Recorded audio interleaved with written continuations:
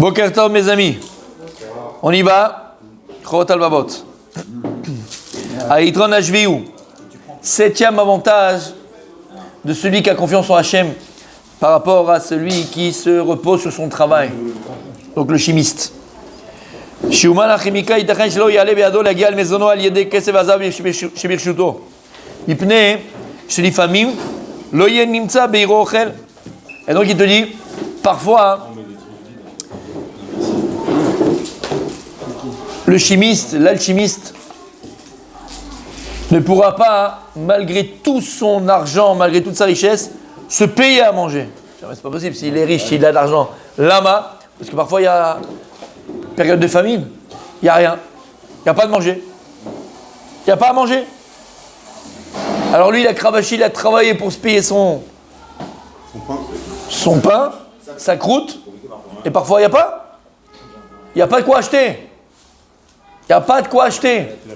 Ou, et là c'est moi qui rajoute, d'accord, Mechila, ou parfois son argent il n'a plus de valeur. Alors tu as des tonnes d'argent, c'est l'inflation. C'est l'inflation. Une brouette pour acheter un paquet de beurre. Une brouette, exactement. Une brouette, tu vas au Liban, c'est par million. La baguette, elle coûte 1 million. D'accord. Il s'est chauffé avec le billet, Rav Dessler. Il s'est chauffé avec ses billets, le gars.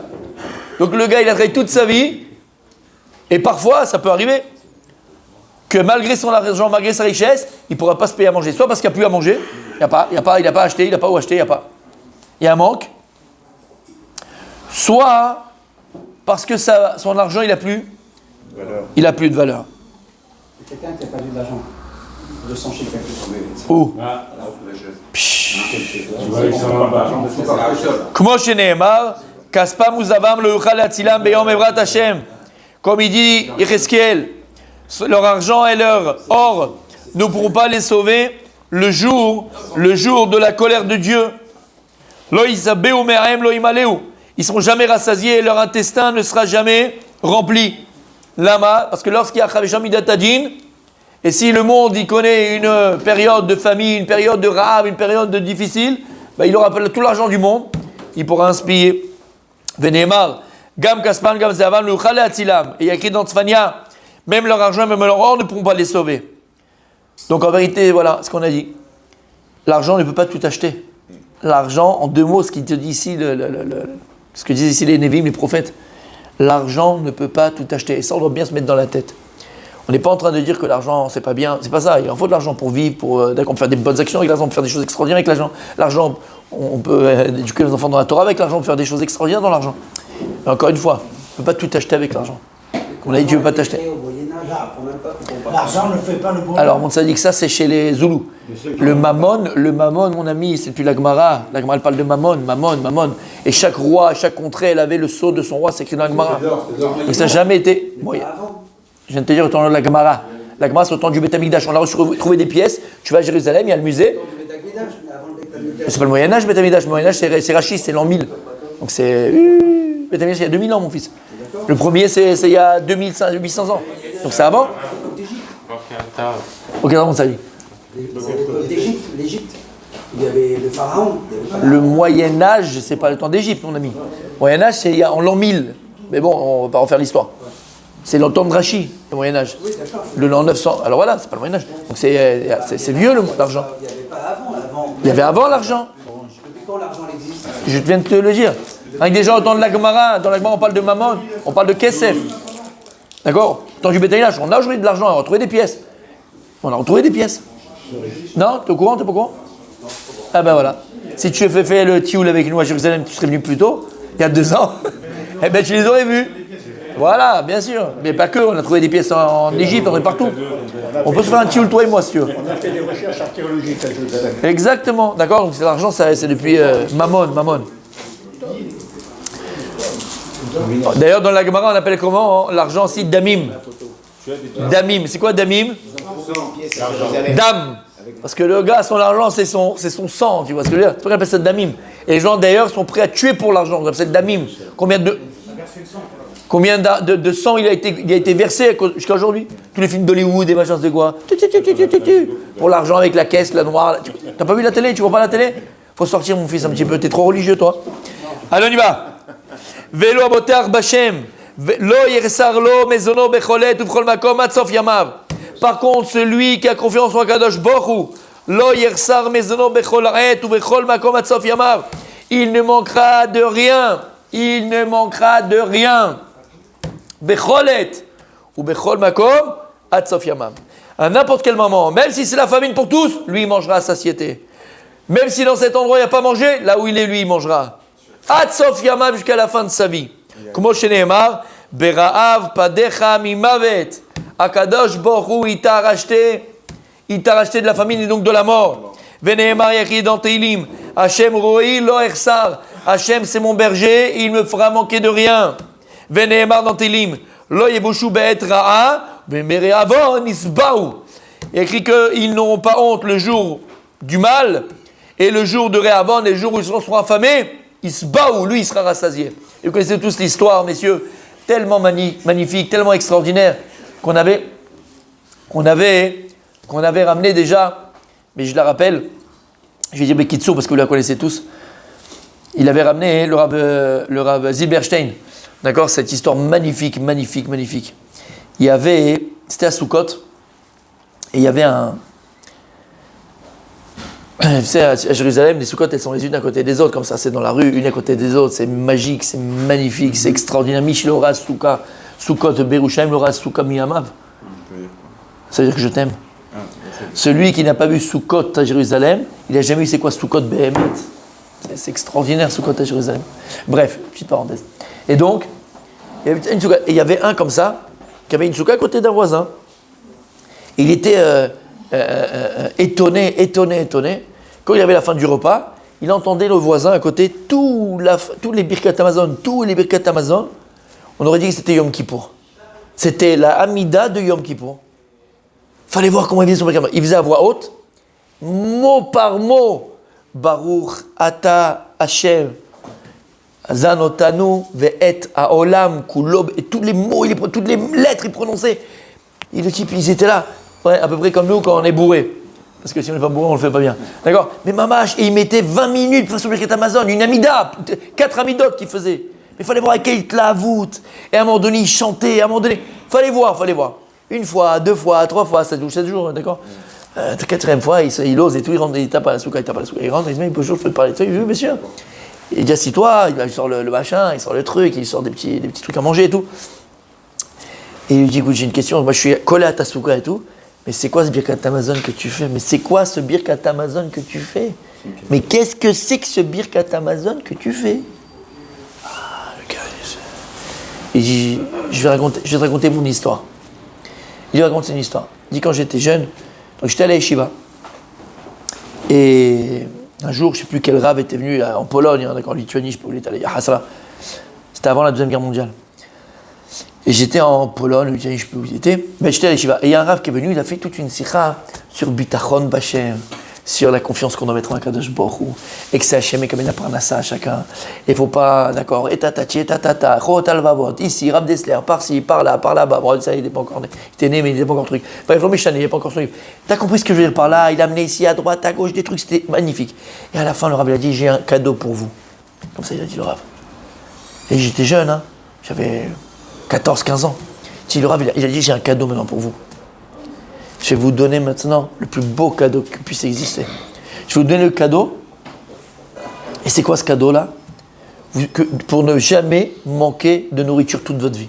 Et que toute votre vie, Be'ezrat Hashem, vous ne manquerez jamais de nourriture. Jamais. Extraordinaire. Et il leur a dit, celui qui fait Birkat Hamazon et qui prononce chaque mot, chaque lettre, et qui le chante, qui le dit doucement, il est assuré, c'est une assurance d'Hachem, c'est pas d'article contre de confiance, il dit que c'est Akadosh Baruch Hu. Il est assuré d'avoir toujours son gagne-pain, de la nourriture. Jamais il crèvera de faim. Jamais. Et dans n'importe quelle situation, dans n'importe quel endroit, n'importe où, il aura, Hachem, il emmènera sa nourriture. Il dit, je ne sais pas pourquoi, ça m'a pénétré le cœur.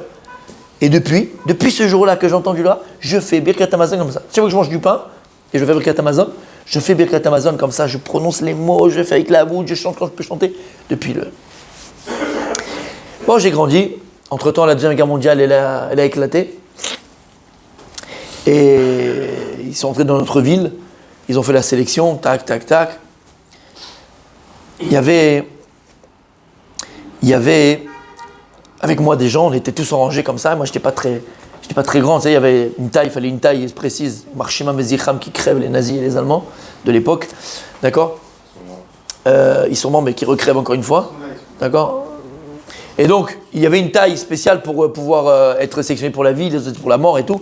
Et aussi, il y avait ce qui sauvait les gens, c'est qu'il y a un Allemand qui passait, un Nazi qui passait comme ça, un Allemand qui passait comme ça, et il demandait c'est quoi son métier. Parce qu'il y avait des métiers qui étaient recherchés, demandés, par exemple, il y avait horloger ou des trucs pour l'or, pour le machin, bref. Et donc, il passe comme ça, il dit qu'est-ce que tu fais toi, l'autre dit là-bas, l'autre qu'est-ce que tu fais toi. Et il dit à côté de moi, il y avait un monsieur, plus âgé que moi j'étais jeune, plus âgé que moi, tout ça, il m'a dit, regarde, quand il passe, tu dis que tu es cuisinier. Tu dis que tu es cuisinier. Tais-toi, écoute-moi. Putain, il passe et tout ça. Il arrive à l'autre, alors celui qui est plus mévougar, plus grand et tout ça, il dit, qu'est-ce que tu fais? Il dit, moi, je suis cuisinier, je suis cuisinier à Varsovie ou je sais pas où, t'as ça. Ah, très bien, on a besoin pour le camp. Tiens, toi, qu'est-ce que tu fais? Il dit, ah ben moi, j'étais aussi, moi, je suis cuisinier, tout ça. Je dis, mais tu es jeune? Il dit, oui, oui. Et l'autre, il dit, non, mais il travaille avec moi. L'autre, il a entendu entre-temps, il dit, oui, oui, c'était mon second, comment on appelle ça? Commis, ouais. Voilà, c'est mon commis, c'est mon commis, c'est le sous-chef. Ah d'accord, hop, ils l'ont pris comme ça, j'ai été sauvé. On est dans quel camp ici, dans un camp de la mort, hein, camp de concentration. Et il a dit, où j'étais? La cuisine. Dans la cuisine. Dans la cuisine. Il m'a dit, pendant malheureusement que je voyais ceux qui partaient au travail, qui revenaient, qui mouraient, il y en a qui ne revenaient même pas le soir, ils étaient comme des squelettes. C'était des squelettes. Pendant la Deuxième Guerre mondiale, ils n'avaient pas à manger. Moi où je travaillais dans la cuisine. Donc je prenais une carotte, un machin, un truc. J'ai manqué de rien. Je mangeais à satiété. Pas je mangeais. Je mangeais à satiété. Quand je pouvais, je donnais à chacun, mais je mangeais à satiété. Et là, je me suis rappelé, j'ai dit, c'est pas possible. Mais c'est pas possible. Même dans le camp de la mort, même là, j'ai ma nourriture. Même là. Regarde comment Hachem il a fait les choses. Voilà où j'étais, j'ai fait comme ça. Il dit un jour, ils ont changé de tsevet, entre guillemets, pas de cuistot, de tsevet, de personnel militaire. Le chef de camp, il a changé, le colonel, ils ont changé tous les soldats nazis, ils ont été envoyés sur le front et d'autres sont venus. D'accord, plus machin. Ça a été un nouveau chef. Et quand il est arrivé, il est rentré dans la cuisine, il m'a regardé, il m'a vu, juif. Non, pas gros, mais bien portant, quoi. Je suis pas gros, mais j'étais bien portant. Bonne joureuse, bien portant, en forme, machin et tout. Ça l'a mis hors de lui. Comment c'est possible qu'un juif, il est bien portant, comme ça, alors que les autres, c'était des squelettes. Il m'a pris, il m'a sorti dans le milieu de la cour. Il m'a commencé à me taper. Et là, je suis des coups comme ça. Tous les soldats sont arrivés. Il a dit, toi, c'est sûr, toi, t'es un voleur, tu voles dans la cuisine, tu voles dans les machins, et tout. Et il a commencé à me dire, il a dit, voilà, regarde bien, on a une mission à faire, là, on va sortir, avec tous les soldats, là, machin. Dans 2 heures, on revient. Là, ici, au milieu de la cour, tu dois construire un trou, d'accord, assez profond et assez grand pour moi et tous mes soldats. Comme un bunker, tu vois. Un trou, là, dans la cour, pour moi et tous mes soldats. Les soldats, ils étaient une centaine de soldats. T'as 2 heures. Il lui donne une pelle, c'est une pelle de vacances, que tu as la petite pour le sable. Il lui donne une pelle, il dit, voilà, t'as 2 heures. Après, il a fait ça pour le tuer, quoi. Il savait que c'était impossible, pour le ridiculiser, Lui, il entend ça, lui, il voit ça. Il dit, c'est pas possible. Comment je vais faire? Il a été vers le ciel, il dit, Kadosh Baruch Hu. Si tu voulais me tuer, si tu voulais que je quitte ce monde-là, tu l'aurais fait plus longtemps. Regarde tous les miracles que tu m'as fait. Tu m'as mis, même dans les camps de la mort, dans une cuisine. Et je pouvais manger à satiété. Et regarde comment tu m'as fait. Va d'ailleurs que tu vas pas me laisser comme ça. Je sais que tu vas pas me laisser comme ça. Et il a mis toute sa confiance en Kadosh Baruch Hu. Il dit, j'ai mis toute ma... Il n'y avait rien d'autre à faire. Mais dans tous les cas de figure, j'ai vu que Kadosh Baruch Hu, jusqu'à maintenant, il est avec moi. Donc c'est sûr, et j'ai dit, Kadosh Baruch Hu, montre-moi ta main, montre-moi ta main. Il a dit, à ce moment-là, il y a des camions de nouveaux prisonniers qui arrivaient dans le camp. C'était des Russes. Ils ont attrapé des Russes, les Allemands. Ils sont arrivés dans le camp comme ça et tout ça, plein de Russes. Et ils étaient en fichala complet. Mais fichala de chez fichala. Et ils sont arrivés comme ça. Je les ai vus venir. Je leur ai dit, écoutez, vous êtes fatigués, tout, vous voulez manger bien comme il faut, je veux manger. Je t'en supplie, ce que tu veux, on te fait, qu'est-ce que tu veux qu'on te fait, ce que tu veux, on te fait, qu'est-ce que tu veux, il dit, regarde, moi je m'occupe de vous, vous allez manger un repas que vous n'avez jamais mangé de votre vie. Juste, vous êtes là, 200 comme ça, 300, plein de prisonniers. Vous me creusez un trou, là maintenant, vous avez 2 heures, là maintenant, vous me creusez un trou, tout de suite c'est arrivé. Creusez un trou, la taille humaine, pour qu'il y ait au moins 100 d'entre vous qui puissent entrer dedans. Je dis, ok, mais tu l'as mangé? Ouais, il est parti en cuisine à préparer à manger. Eux, ils étaient là comme des tac, tac, tac, tac, 300 en train de creuser. Ils arrivent à 300 à creuser un truc, hop, ils font le trou. Le colonel allemand, il revient. Et il voit le gars dans le trou, lui, il a pris la pelle comme ça dans le trou avec le trou fait, tout ça. Il vient, il regarde. Il dit, mais comment c'est possible? Mais c'est impossible! Comment t'as fait ça? Il dit, j'ai travaillé dur, j'ai travaillé difficilement. Comment? Avec une pelle, ouais. L'autre, il n'a pas compris, il n'a pas dit, personne n'a rien dit. Et donc, il a vu comme ça, il a un truc. Et donc, bon, il avait une parole entre guillemets, il a tenu sa parole, et il lui a rien fait du tout. Et il dit, regarde comment Akadosh Baruch Hu, quand tu montes Bitachon, Akadosh Baruch Hu. Il dit, mais tu comprends pourquoi je fais Birkat Hamazon et tu m'entends faire Birkat Hamazon comme ça? Tu comprends pourquoi? Voilà. Quelqu'un qui fait Birkat Hamazon, Bekavana, avec bonne intention, doucement, qui prononce tous les mots, mais qui le chante, même s'il peut le chanter. Mais Zonotav, sa nourriture, elle lui est assurée. Dans n'importe quel endroit, n'importe où, n'importe quelle situation.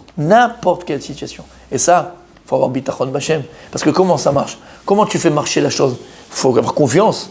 En Kadosh Baruch Hu. Que c'est comme ça, mamash.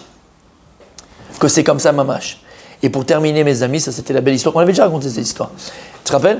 Et pour terminer, mes amis, le Birkat Hamazon, il a ces deux facettes-là. La première, c'est celui qui fait Birkat Hamazon, Bekavana, doucement, et qui prononce. Alors il est assuré qu'il aura toujours sa nourriture, Bezrat Hashem. Mais il y a autre chose.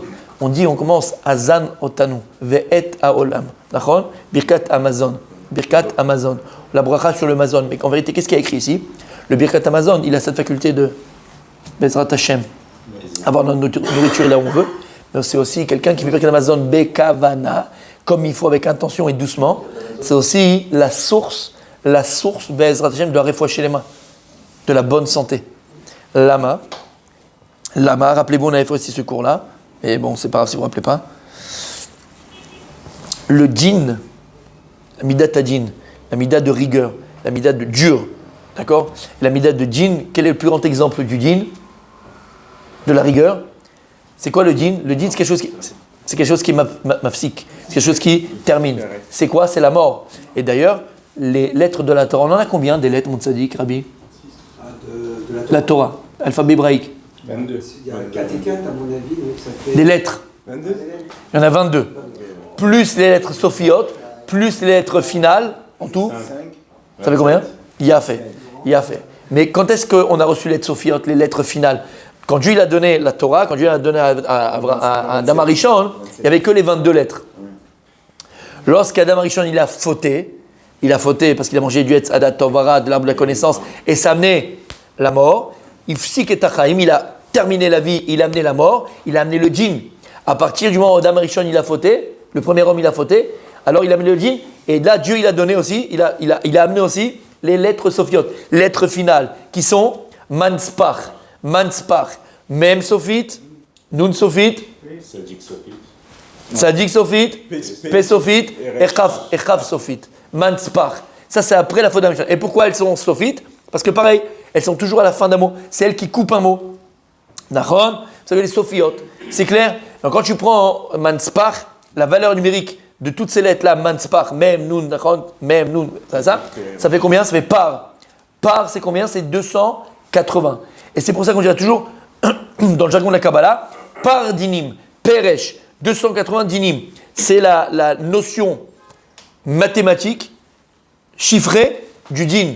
Le din, la rigueur, elle a aussi une notation. C'est quoi? C'est par. Par, c'est la valeur numérique de toutes ces lettres qui sont manspar, lettres sophiotes, les lettres finales, manspar, par. D'où, et on avait fait ce cours, et c'est pas que je vous avais dit ça, paradouma, par. La paradouma, elle vient faire quoi?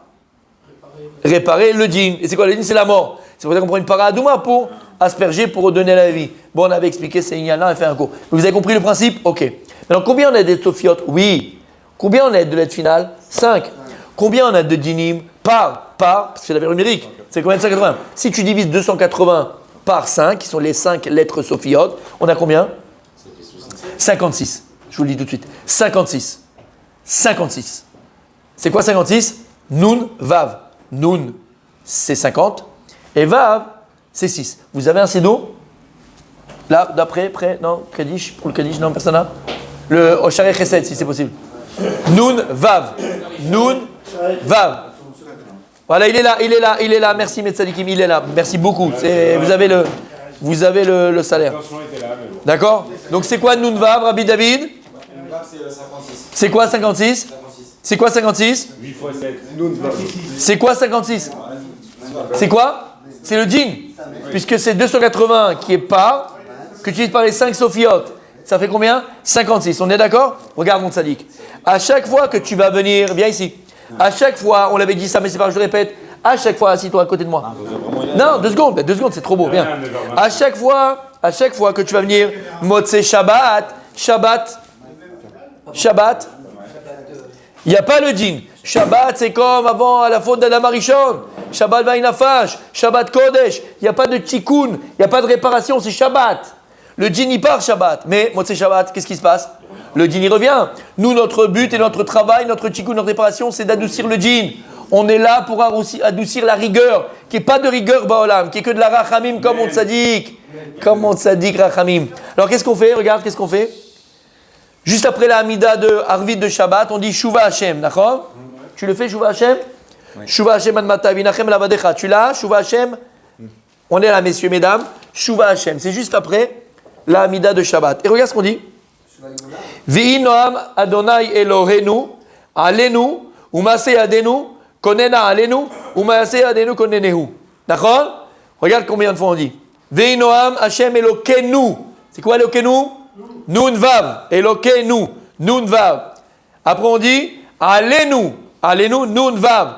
Umase Yadenu. Yadenu Nun Vav. Konena Alenu. Alenu encore Nun Vav. Umase Yadenu Nun Vav. 5 fois Nun Vav. 5 fois 57, 56. 280. Ok. Là. Ça veut combien de pas? Quand tu les prononces à Tamid Kaven et tu penses à quoi? À adoucir le djinn, à adoucir la rigueur, Motzei Shabbat. Velama, quand tu vas les prononcer. Parce qu'en vérité, comment on adoucit le djinn? C'est lorsque quand tu penses à ça, tu sais qu'au-dessus du djinn, au-dessus de la rigueur, il y a qui?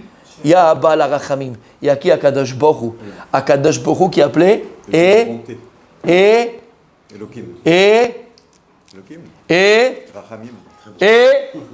vas-y mon tzaddik. Echad. Hashem Elokeinu Hashem Echad. Et tu vas voir que dans la tfila, c'est tout le travail qu'on en a à faire. Toujours adoucir le dîn. C'est pour ça que tu verras dans les Sidurim dignes de ce nom. Pas les Sidurim qui sont aussi un peu dignes. Mais là, c'est vraiment digne de ce nom. D'accord? Par exemple, dans Azashir Moshe, où on est dans Kriyat Shamsouf, on est le matin et on fait Azashir Moshe, on est dans Kriyat Shamsouf, c'est la traversée de la mer Rouge, c'est la plus grande Rachamim d'Akadosh Baruch Hu, mais c'est aussi le djinn d'Akadosh Baruch Hu, puisque en même temps, il a amené la Rachamim pour Am Israël, Bekosharot, Bechi, Veshirot, qu'on a vu dans Maseret Sota, Bechi pour les Égyptiens, le pleur pour les Égyptiens, Veshirot pour le Am Israël, et le chant pour Am Israël, parce qu'on est sorti libre, on a fait la Shira, donc il y a le djinn dans la Rachamim, écoute bien. Qu'est-ce que tu fais dans Azashir Moshe? On dit Amar Oyev, Erdov Asig Achaleg. Et là, dans le Sidurim digne de ce nom, c'est écrit, les Aleph, ils sont écrits en gros. Pourquoi ils sont écrits en gras? Il restait de l'encre? Non, à Tamid Kaven à quoi? Ici, à Tamid Kaven, c'est quoi? De rajouter sur 56, quoi? Aleph, 1. Quand tu rajoutes à 56 Aleph, ça fait combien? 57. Et c'est quoi 57? Zan. Azanotanu ve'et haolam kulo betuvo. T'as compris? C'est quoi le 56? C'est le djinn. Le djinn, c'est la maladie. Le djinn, c'est la mort. Le djinn, c'est le mal. Le djinn, c'est ce qui se passe pas bien. Le djinn, c'est le djinn, c'est la rigueur. Toi, tu vas venir maintenant penser à quoi? À l'ufo shel olam. Tu vas penser à Kadosh Baruch Hu Hashem Echad. Oh, à l'ufo shel Aleph. Et tu vas maintenant rajouter Aleph à 56, ça fait combien? 57. Azanotanu, et haolam, kulo betuvo, bechen bechesed, uvrachamim rabim, noten lechem lechol basar, ki leolam chazdo. Zan. Nourriture, nourrit, Azanotanu, qui nous nourrit. Pourquoi? Parce que le tikkun. Pourquoi? Parce que le tikkun de la faute d'Adam Arishon, du premier homme qui était le djinn, qui a mis la mort, c'est pas la nourriture, puisque lui-même a fauté, dit le Harizal, par la nourriture. Le tikkun, il passe par la nourriture. Shamata, Zan. T'as compris, Igal, maintenant, comment ton Birkat Hamazon est différent? Et combien maintenant? Et je vous annonce cette petite anecdote, je vous raconte cette petite anecdote que j'ai déjà racontée, mais pour les plus nouveaux. D'accord? Quand j'ai eu des petits problèmes de santé, pendant c'était des années, pas pendant des mois, pendant des années, d'accord? Bon, bref, jusqu'à on sache que c'était une allergie, qu'on dit qu'on ne sait pas que c'est allergique, l'homme est chané, bref.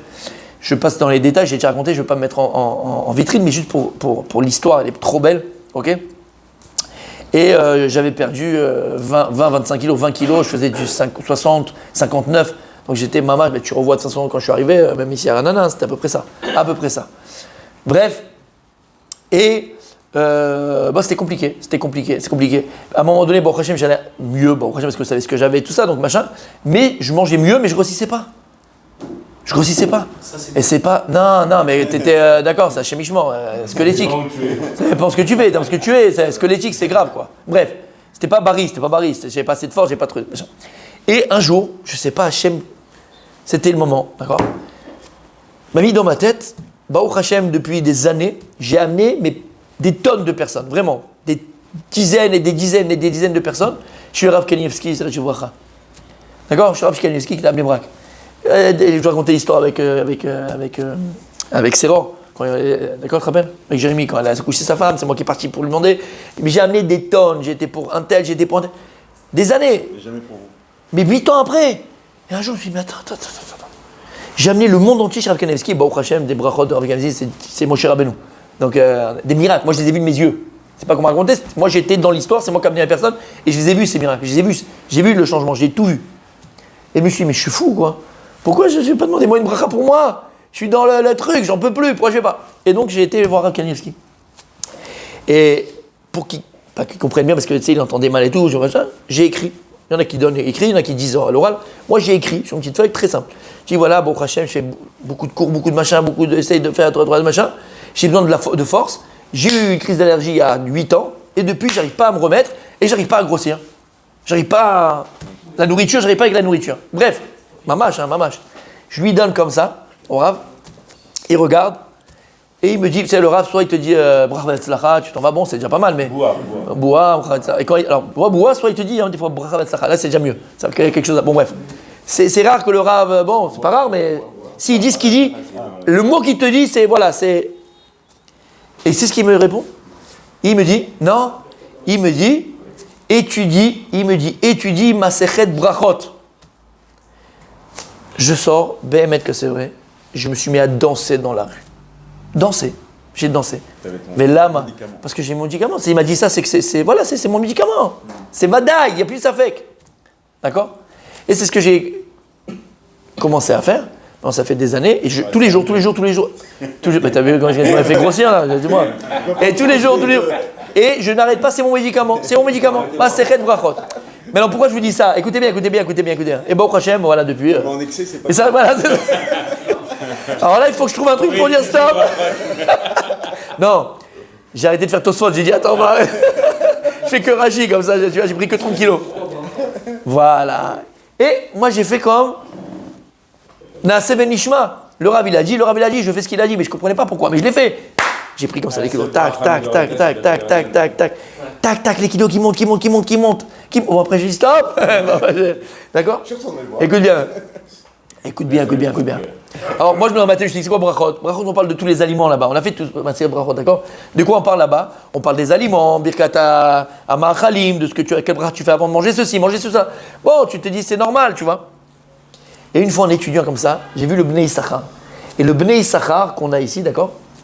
Le Rabbi Midinov. Et là-bas, il ramène.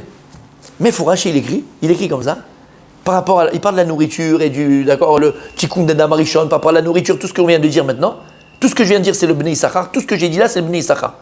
Et à un moment donné, il dit, comme ça, il dit, c'est une grande ségoula, mais forage, d'étudier Masechet Brachot, Lama, pour être en bonne santé. Il dit Lama.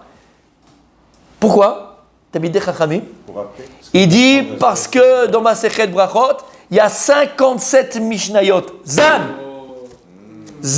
Donc non seulement la Masechet, elle parle de nourriture et des brachot que tu vas apprendre, Birkat Amazon, elle parle de tout ça. Et il y a 57 Mishnayot. Zan. Alors j'ai compris. Alors tu le fais sans comprendre parce que c'est tzadikim. Ah bah t'as compris. Tout est extraordinaire dans la Torah. Alors il y a Tanit. À demain, Bezrat Hashem, on continue.